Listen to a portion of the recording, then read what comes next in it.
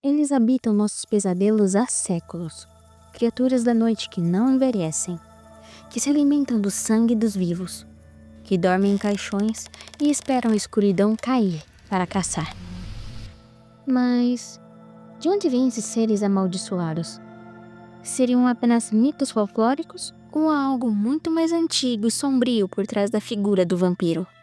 Hoje, nos Mistérios da Tumba, vamos desenterrar os segredos dos Filhos da Noite, sua origem maldita, casos reais e aterrorizantes, a Rainha Caixa, as noivas do Drácula e a lenda que conecta tudo isso à maldição do primeiro assassino da história, Caim.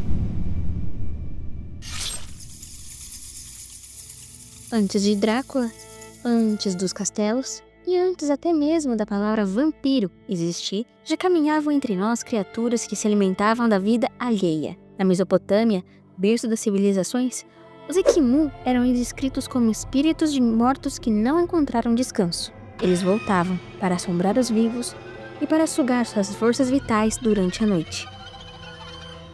Alguns acreditavam que bastava não enterrar corretamente um corpo para atrair o Equimu. Outros que era o castigo para quem morria com raiva ou sede de vingança. Na Grécia Antiga, surgiram as Impulsas, demônios femininos de Hécate, a deusa da feitiçaria. Elas se disfarçavam de mulheres belas, seduziam viajantes e depois os devoravam. As Lâmias, por outro lado, eram amaldiçoadas por Zeus e condenadas a viver escondidas, alimentando-se de crianças. Uma delas, dizia a lenda, ainda vagueia entre os becos de Atenas. Na Índia, seres conhecidos como Vetalas, espíritos que habitavam cadáveres, invadiam os corpos e os reanimavam para atormentar os vivos. Eles sabiam segredos ocultos e riam quando alguém tentava destruí-los. Na África, criaturas como os Azazabonsan e os Adze assombravam as noites.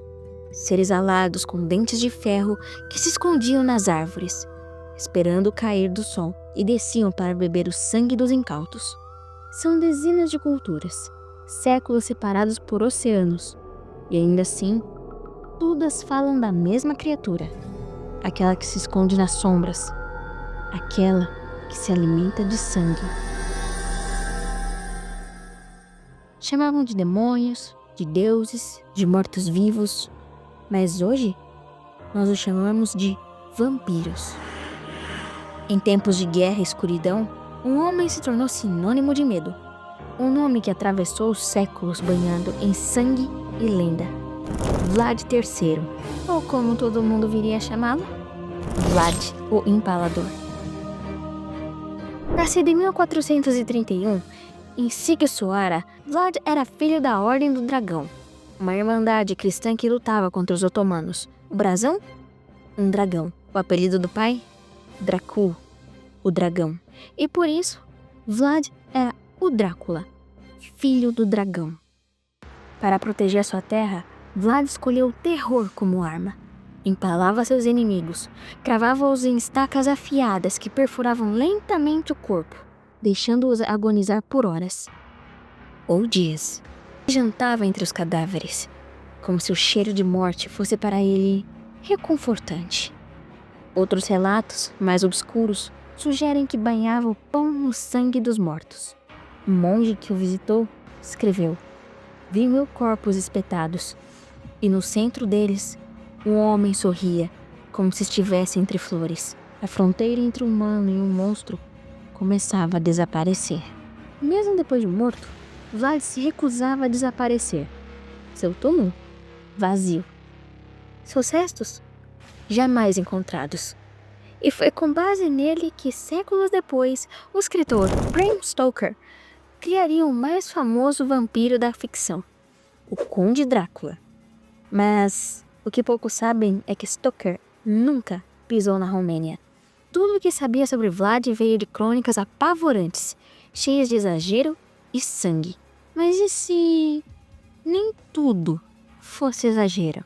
Alguns afirmam que o espírito de Vlad nunca deixou seu castelo. Outros afirmam que sangue derramado naquelas colinas abriu um portal entre o mundo dos vivos e dos amaldiçoados. Muito antes de Drácula, muito antes dos castelos da Transilvânia ou dos demônios mesopotâmicos, o sangue foi derramado pela primeira vez. E com ele, nasceu a maldição eterna. Caim e Abel, filhos de Adão, o primeiro assassinato da história sagrada, o início de tudo. Caim matou seu irmão, e por esse pecado, Deus não o matou, o condenou. Foi marcado, um sinal sagrado para que nunca fosse morto, mas que vagasse eternamente, sozinho, nas trevas. Essa maldição foi interpretada por escritos apócrifos e ocultistas, como a origem dos vampiros bíblicos. Caim teria sido amaldiçoado com sede insaciável, não de água, mas de sangue. Sangue para se manter vivo, sangue para jamais esquecer. Na tradição esotérica conhecida como Livro de Nod, ocultada por séculos e depois reinterpretada por ordens secretas, Caim teria sido o primeiro vampiro, e os filhos que criou, os antediluvianos, espalharam sua maldição pelo mundo. Disse que ele vagou por desertos e vales, assistiu reinos nascerem e caírem, sempre à sombra. Alguns afirmam que ele ainda vive, escondido, dormindo em algum lugar do mundo, aguardando o retorno dos seus filhos de sangue. Outros acreditam que toda a linhagem vampírica vem de Caim e que seus herdeiros, ao longo dos séculos, escreveram a história nas sombras. E se a maldição bíblica não foi apenas simbólica, mas o início de uma raça oculta entre os humanos? Muito antes da Transilvânia, e muito antes do cristianismo, dos castelos e cruzes, existia ela, a primeira, a origem do mal que caminha com beleza e fome. Seu nome? A Caixa, a rainha de todos os condenados. Imortalizada pela autora Anne Rice, a Caixa não é apenas uma personagem, ela é um símbolo, um arco ancestral de uma entidade esquecida, mas não morta. Segundo a mitologia nos livros de Rice, a Caixa foi uma rainha egípcia do século VI a.C. Bela e cruel, durante um ataque à sua corte, ela foi ferida mortalmente. E nesse instante, um espírito antigo chamado Amel penetrou em seu corpo. Ela não morreu, mas também não viveu. Foi transformada, a primeira vampira. Com seus novos poderes, a Caixa não apenas sobreviveu, dominou. Criou legiões de filhos sedentos, transformou reis e soldados em servos e fez do sangue um império. Mas ela não era uma deusa, ela era uma tirana. Via os humanos como gado e os vampiros como deuses impiedosos. Seu plano? Extinguir a humanidade e reinar sobre um mundo de mortos-vivos. Por isso, os outros vampiros se voltaram contra ela e a selaram, um sono eterno, até que fosse despertada novamente. Mas o sangue chama. A fome jamais dorme. A Caixa não é só uma ficção. Em tradições ocultistas, há registros antigos de uma mãe do sangue, uma entidade feminina ligada à criação de criaturas noturnas, um espírito ancestral que habita corpos e domina vontades, um eco do que a Caixa representa. Seria ela uma variação de Lilith? Uma deusa caída dos tempos mais antigos que o homem se lembra? E antes de Drácula e de suas noivas, havia ela. Em 1872, o autor Sheridan Le Fanu nos presenteou com uma obra envolvente, gótica e perigosamente sensual. Carmilla. Carmilla não era apenas uma criatura da noite. Ela era encantadora, sedutora e letal. Preferia atacar jovens mulheres, muitas vezes após conquistá-las emocionalmente. Le Fanu escreveu discretamente sobre o desejo proibido, erotismo e possessão, décadas antes do termo ser aceito. Carmilla é até hoje o símbolo da sexualidade reprimida, da paixão que se esconde sob o véu de seda e da morte que vem com um beijo. Quando Bram Stoker publicou Drácula em 1897, o mundo se maravilhou com o Conde Transilvano, mas muitos estudiosos apontam: Stoker leu Carmilla e se inspirou nela.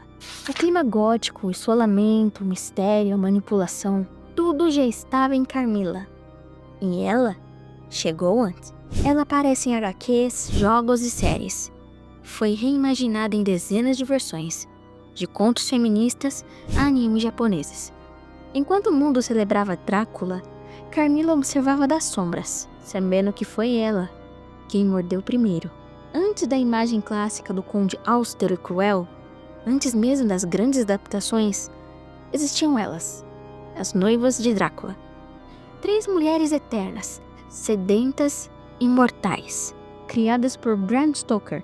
No romance original de 1897, as noivas não têm nome, mas têm presença.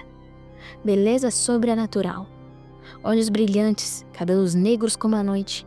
Elas vivem no castelo, dormem em caixões dourados e se alimentam do desejo e do medo.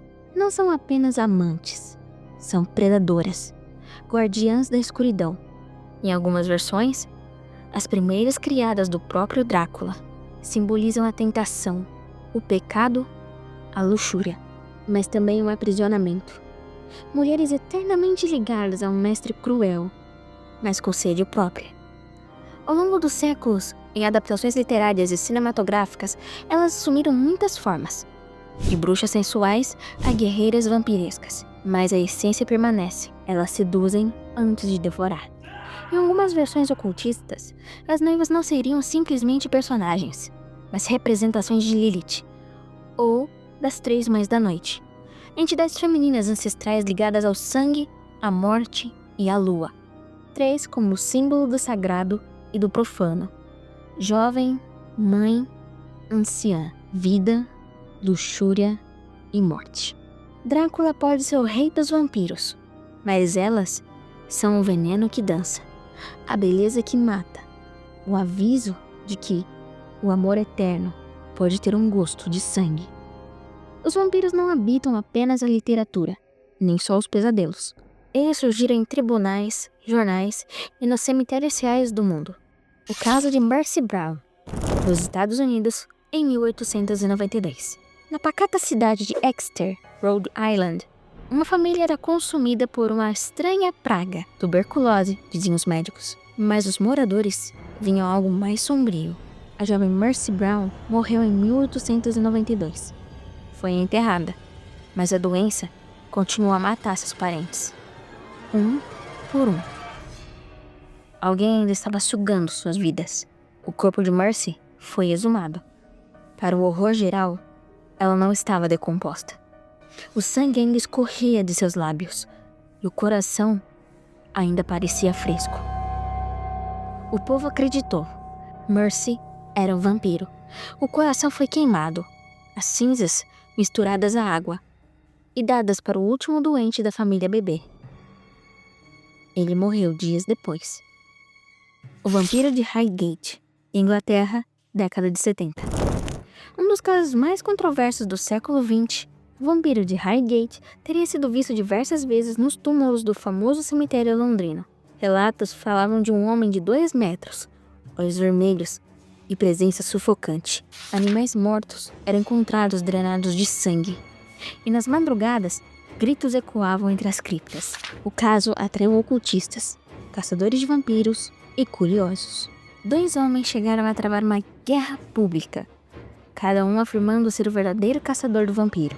Nunca foi encontrado um culpado, mas até hoje, o portão de ferro de Highgate é evitado à noite, e alguns dizem que ele ainda anda por lá. Ao longo dos séculos, registros semelhantes se espalharam. Em Praga, um cadáver que mudava de posição no túmulo. Na Sérvia, o caso de Peter Blagojevich, cujo corpo foi encontrado sem decomposição e com sangue fresco na boca, sendo então empalado e queimado. No México rural, vilarejos inteiros afirmam ter sido atacados por criaturas conhecidas, como Tlahuelpuchi, vampiros bruxos, que se transformam em névoa para invadir as casas. Na Índia, entidades chamadas Vetala se alojam em cadáveres e se alimentam dos vivos. Dizem que tudo não passa de folclore, de medo ou superstição. Eles saíram das tumbas e invadiram as telas. Do horror ao romance, do folclore à moda, os vampiros dominam a cultura pop. No cinema, o vampiro ganhou a forma definitiva com Drácula em 1931.